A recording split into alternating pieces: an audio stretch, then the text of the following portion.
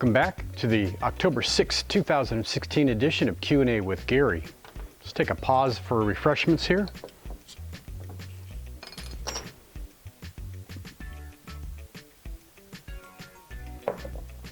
Yeah, good decision. All right. So I dug back in the archives again and got some great questions. Well, some of these are statements that I want to respond to also. Maybe not the nicest statements in the world, but that's okay. You get those in this business. Quite often I just block and ban and delete them, but you know, some of them I let go through. So this is from Bawood 11, and it's a couple years ago, and this is on my grilled ribeye steak with mushroom wine reduction sauce.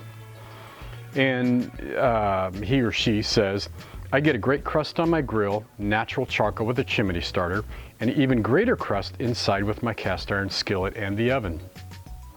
Why complicate and ruin a completely good ribeye?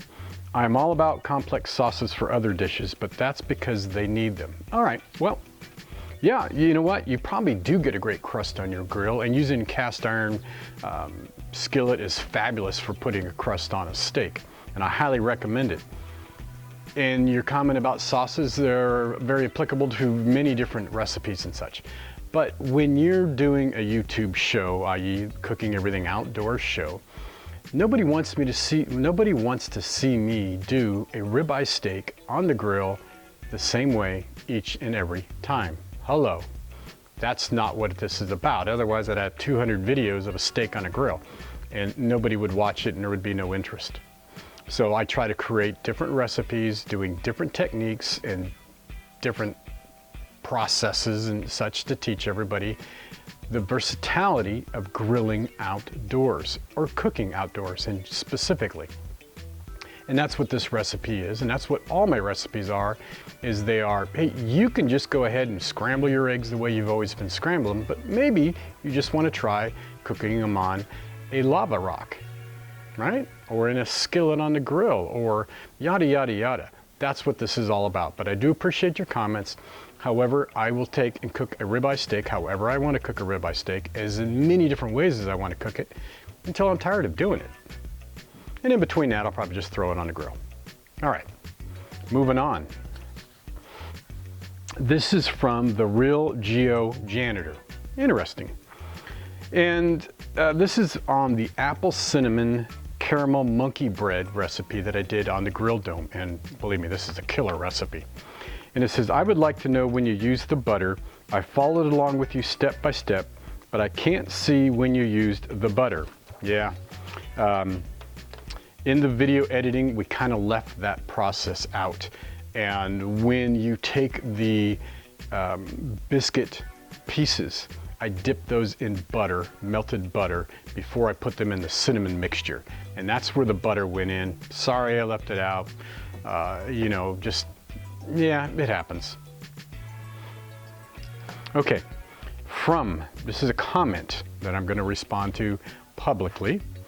And I do get comments from time to time like this, and it typically with how I enunciate, how I speak, or certain phrases that I might use during the process.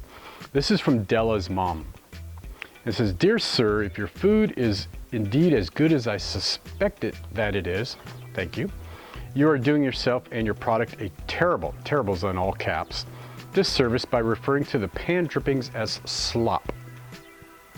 That is what pigs eat, stinky and disgusting, pulled from some restaurant dumpster slop. Okay, well, I didn't know that. I'm not a pig farmer. There's no pigs around here. And growing up, we never had that opportunity to experience that. So I can understand that slop is used for various things around the world. However, my dad used to call the mess in the bottom of the plate when we were done eating slop. And that, or in the bottom of the pan. And that is what we used with our bread and soaked it up and ate it. That's where that comes from. That's my version of slop. I'm sorry you mistook that. However, you need to give me a little bit of credit that I perhaps never grew up on a pig farm. And I will, yes, continue to use the word slop because that's what my dad used. And you know what? And I like it. End of discussion. Okay. This was actually just posted a week ago, and this is on my world's best Dutch oven ribs.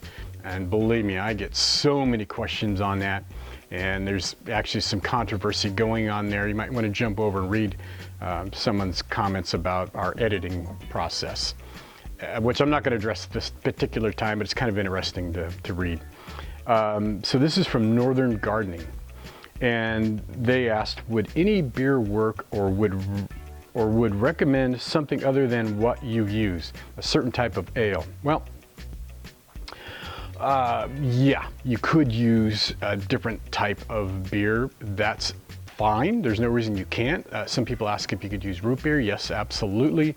However, you're introducing different flavors than my recipe was originally designed for. I used the dark beer because it adds a richness and a depth in flavor that, when mixed with the rib juices and the onions and the peppers, was just phenomenally outstanding.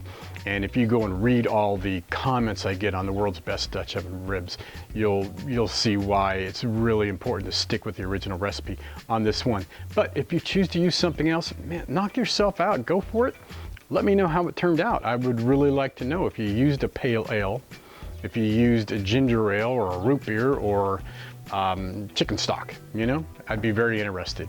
Anyway, that's it for this round of questions. I will be back again in another week with your questions. If you have a grilling, outdoor cooking, barbecue, Dutch oven, fire pit question, camp cooking question, or something like that, send it my way at info@cooking-outdoors.com, and I will make sure to answer it. Thanks again, and yeah, cheers, mate.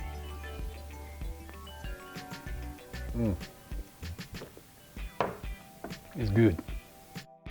Hey everybody, welcome back to another oh man. Okay.